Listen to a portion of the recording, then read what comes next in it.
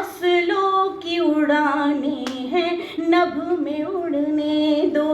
ये हौसलों की उड़ाने हैं, नभ में उड़ने दो। तो उसी छोटी किश्ती मेरे पास, एक छोटी किश्ती मेरे पास, मैंने बनवाई नीली रंगवाई नीली। अच्छा, ये मांसाहारी है? नहीं। क्या ये ग्रुप में रहते हैं? हाँ। इनके शरीर पे क्या धारियां हैं? हाँ। अरे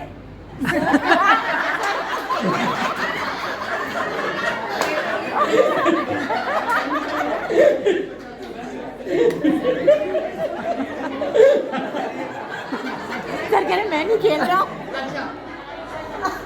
पता है ऐसा क्या यह पानी में जा सकता है? हाँ। क्या यह वजन उठा सकता है? हाँ। क्या करना पसंद है?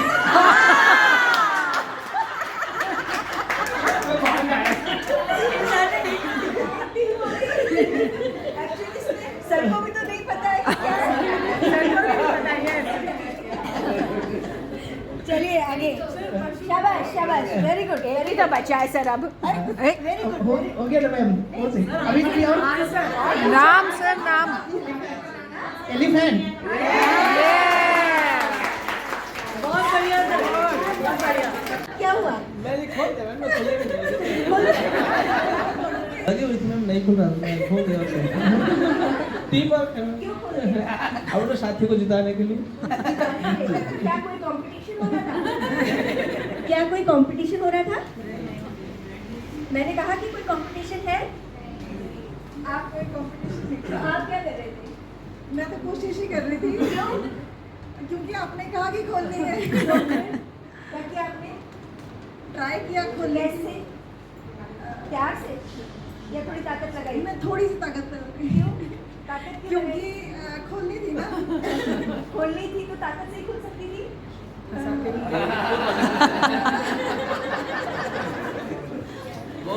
ओके, बोल के भी खोली जा सकती थी। बोल के भी खोली जा सकती थी, रिक्वेस्ट करके भी खोली जा सकती थी। रसगुल्ला। अरे अच्छा, रस मलाई, ध्यान दीजिएगा सब लोग। रसगुल्ले नाम सोचने दीजिए। रस से कुछ ऐसा खाया हो, सोचिए। अरे सर, ये मैं बोलने वाली थी।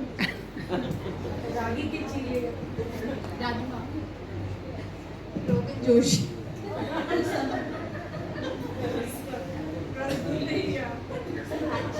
चले कोई नहीं, आप देखिए। And express with thank for ma'am for her explanation of active engagement of children in learning in foundational stage.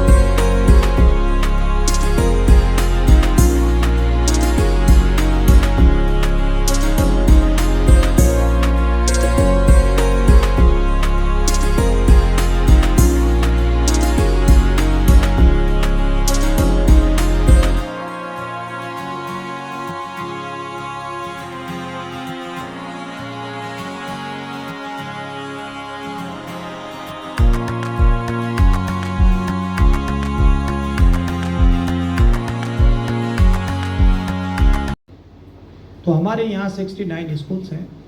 हमारे लिए 69 स्कूल के बीच में एक पैरिटी, एक स्टैंडर्ड, एक स्टेटस कायम होना बेहद जरूरी है। अभी भी अगर हम देखेंगे, सीबीएसई ने भी अभी परख, आपने सुना होगा, एक स्टैंडर्ड सेटिंग अथॉरिटी है that is being constituted by the government of India. बहुत जल्दी ही वो उसका आएगा। परख के माध्यम से जो इंस्टीट्यूशंस हैं उनकी रेटिंग होगी। तो मेरा जो कहने का अभिप्राय है, जो हमारे और भी लोग रहे हैं, उन्होंने कहा है कि मटेरियल और मैन, या मैं उसे कहूँ mind and material, change material का तो बड़ा संभव है, माइंड का चेंज थोड़ा दिक्कत करता है। और जब तक माइंड में चेंज नहीं होगा तब तक मटेरियलिस्टिक चेंज जो होता है उसका फर्क नहीं पड़ता। तो परिवर्तन जो है वो माइंड का, माइंड चेंज होगा तो चीज़ें चेंज होगी और उसका लाभ मिलेगा। मटेरियल का बहुत लाभ नहीं मिलता। किसी ने बहुत अच्छा रोड बना दिया, बहुत अच्छा पार्क बना दिया साफ सुथरा, और 20 लोग रोज हुआ कूड़ा फेंकने जाते हैं, तो एक आदमी का तो मटेरियल उसने चेंज कर दिया बेचारे ने, लेकिन 20 लोगों का माइंड चेंज नहीं हुआ और उनके कारण उसका भी सारा के सारा वो मामला खराब हो गया। सड़कों पे आप देखते हैं कि खुला उसने रोड तो बना दिया, लेकिन वहाँ पे 40 लोग पार्किंग करना शुरू कर दिए। रोड जितना आपके लिए था उतना ही बचा। उसके बाद 40 फीट का रोड करने के बाद भी आपको 40 फीट रोड नहीं मिल पाया। कारण क्या है कि उस पर लोगों ने एनक्रोचमेंट कर दिया। ऐसी बहुत सी चीज़ें हैं। अगर हम कुछ नहीं कर पाते हैं तो सिस्टम नहीं फेल होता है, बल्कि हमारा जीवन का मिशन निष्फल होता है। आप समझ गए नहीं? और हमारे जीवन की कोई कीमत नहीं है संसार में, कोई लगा नहीं सकता। इस कुर्सी, टेबल, कपड़े की और सब चीज़ों की कीमत आप लगा सकते हो, मनुष्य जीवन की कीमत कोई नहीं लगा सकता। हमारा एक एक घंटा इतना महत्वपूर्ण है, इतना कीमती है। भले हम रोटी के लिए नौकरी करते हों, लेकिन हमारा जो काम है वो सिर्फ नौकरी की जो हमें कीमत मिलती है उसको अदा करना नहीं है, बल्कि अपने जीवन का जो हमारा उद्देश्य है उसको पूरा करना है।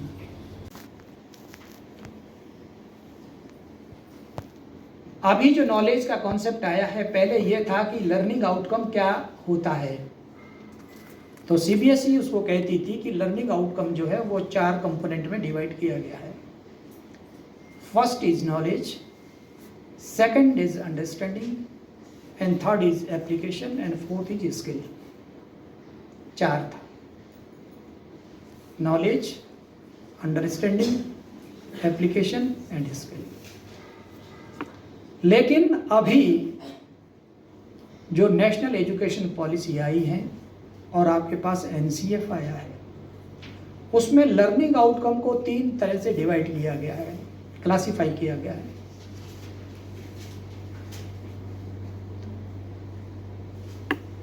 पहला नॉलेज ही है, दूसरा कैपेसिटीज है, जो ये आप हम लोगों का कार्यक्रम हो रहा है यहाँ पर, यह कैपेसिटी बिल्डिंग का प्रोग्राम है और हम सब के लिए है जितने हम इसमें प्रतिभाग कर रहे हैं, चाहे कोई उस तरफ बैठा हो चाहे कोई इस तरफ बैठा हो। आप हमें अपडेट कर रहे हैं, हम आपको अपडेट कर रहे हैं। कोलैबोरेशन में सिस्टम चलता है। इसको पहले सत्संग कहा गया। जब सब लोग एक साथ मिलकर अपनी बात कहते हैं वो सत्संग। जब अच्छे लोग मिलते हैं तो अच्छी बात होती है। कैपेसिटीज दूसरा, और थर्ड जो है वो है बहुत इंपॉर्टेंट है, जिसको आपको समझना है, दैट इज डिस्पोजिशंस। यानी जो भी आपने नॉलेज एक्वायर किया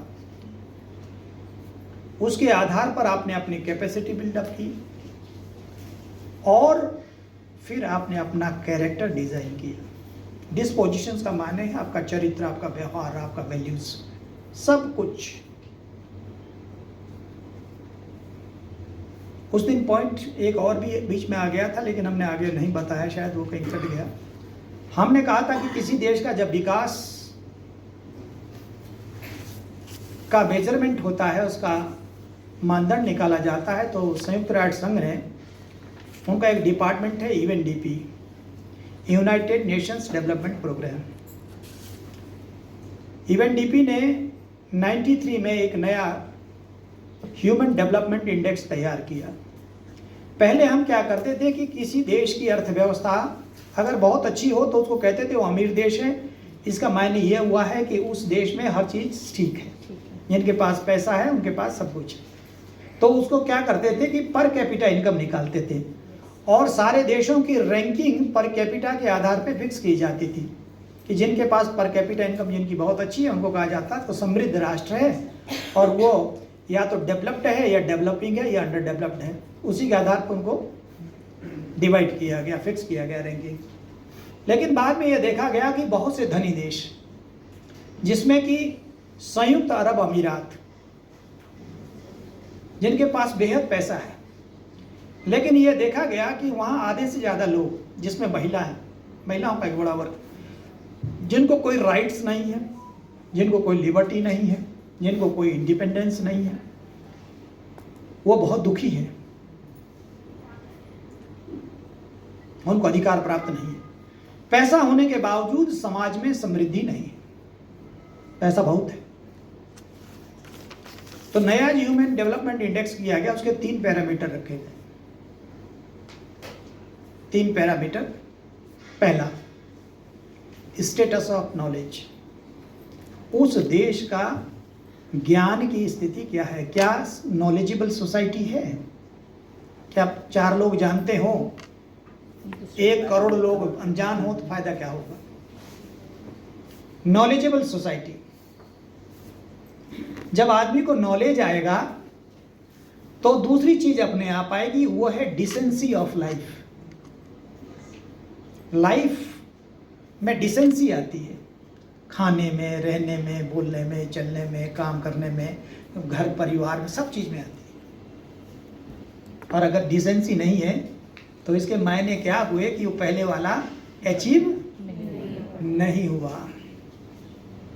नॉलेज वाला जो पार्ट है, डिग्री लेने से कुछ नहीं होता। आप IITian हैं, आपने MBA किया है कहीं से, 2 करोड़ सैलरी पा रहे हैं ना, नो इमेटीरियल, उससे कुछ नहीं होता। वो तो सऊदी अरेबिया बन गया ना, तो सऊदी अरेबिया की बात मैं कह ही रहा हूं।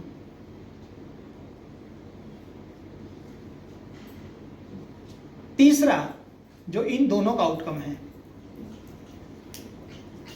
नॉलेज अगर आप एक्वायर करते हैं, दूसरे नंबर पर डिसेंसी ऑफ लाइफ आप अचीव करते हो नॉलेज के थ्रू, और तीसरा आपके पास ऑटोमेटिकली आता है, वो इन दोनों का आउटकम है, दैट इज लाइफ एक्सपेक्टेंसी, जीवन की प्रत्याशा।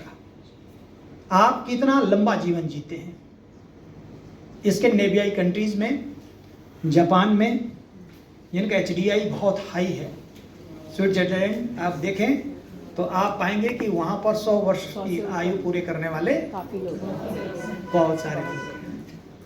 और वहाँ पर बुजुर्गों की बहुत अच्छी तरह से देखभाल होती है, वे अपने आप में सक्षम है और उनके सोशल नॉर्म्स भी इस तरह के बने हुए हैं कि उन्हें कोई दिक्कत होती नहीं है। सोशल सिक्योरिटी इतनी ज़बरदस्त है कि हम जब जवानी में कमाते हैं तो उसका एक बड़ा हिस्सा अपनी सोशल सिक्योरिटी के लिए गवर्नमेंट को देते हैं, ताकि बाद में हमारी मेडिकल, एम्बुलेंस, आना जाना, खाना पीना, सर्विस प्रोवाइड, वहाँ केवल आपको नंबर मिलाना है, आपको सब चीज़ें मिलेंगी, क्योंकि वो आपने अचीव कर लिया है। वही वो डिसेंसी ऑफ लाइफ का कॉन्सेप्ट है। तो आप ये कहा गया है कि अब देशों की जो रैंकिंग होती है वो HDI के आधार पर होती है। तो इससे सीख लेने की जरूरत है हमें भी। देश की वो पीढ़ी जिन्होंने आज़ादी के संघर्ष में हिस्सा लिया, उन्होंने अपने घर के गहने, अपने घर के बर्तन, अपनी जमीन जायदाद देश के संघर्ष के लिए बेच डाली कि देश आज़ाद हो जाए। और गांधी जैसा फकीर जिन्होंने ये संकल्प लिया कि कैपेसिटीज एंड डिस्पोजिशंस 3 है, सीखिए। हमारे यहाँ जो NCF आया है उसमें भारतीय ज्ञान परंपरा का बहुत बड़ा हिस्सा लिया गया है, क्योंकि अभी तक हम लोग जो कट पेस्ट करते रहे हैं यूरोप की पॉलिसी को, अभी जो लोगों ने पॉलिसी बनाई है उस भारतीयता का पुट है। जब हम लोग पढ़ते हैं और सीखते हैं बहुत सी चीज़ें ये जो हमारा बॉडी है इसको समझने की जरूरत है। अभी वो पंचकोशीय शरीर की जो संकल्पना है, जो कॉन्सेप्ट है, वो एनसीएफ में आई है, आप पढ़िएगा। ये 5 प्रकृति के 5 पदार्थों के द्वारा निर्मित है, ठीक है ना। और प्रकृति 5 ही है। पांचों जानते हो? इनको पंच महाभूत कहा जाता है। हाँ, क्षिति जल पावक गगन समीरा, ठीक है। क्या है पूरा बोलो? क्षिति जल पावक गगन समीरा, पंच तत्व यह बना सकते। हाँ, ये मानस की चौपाई है।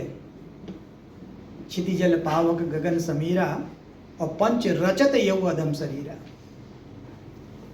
ये 5 रचते हैं इस अधम शरीर को। इसको अधम कहा गया है। अधम मीन्स निकृष्ट, नीचा। पहला ये ग्रॉस बॉडी, फिजिकल बॉडी, स्थूल शरीर, जो अन्न खाने से बनता है। इनमें ये सारी के सारी चीजें हैं। अन्न जो खाते हैं, ये पहला लेयर अन्न का है, शरीर का सारा कंपोजिशन। बहुत से लोग जीवन के इस पहले ही पायदान पे अटके रहते हैं। शरीर का नहाना, शरीर का खाना, शरीर का आराम, शरीर का चमकाना, शरीर का स्वस्थ रहना, शरीर का फिट रहना, केवल और केवल इसी में जुटे हैं। निश्चित रूप से पाश्विक प्रवृत्ति है। पशु, मैथिली शरण गुप्त की कविता की यही पशु प्रवृत्ति है जो आप ही चरे। चलो अपने आप ही चरना है, दूसरों को थोड़ी दे जाता है जानवर की चल भैया यहाँ घास है, और जहाँ घास होती है खुद ही चरा डटा रहता है। ठीक वही मनुष्य की भी।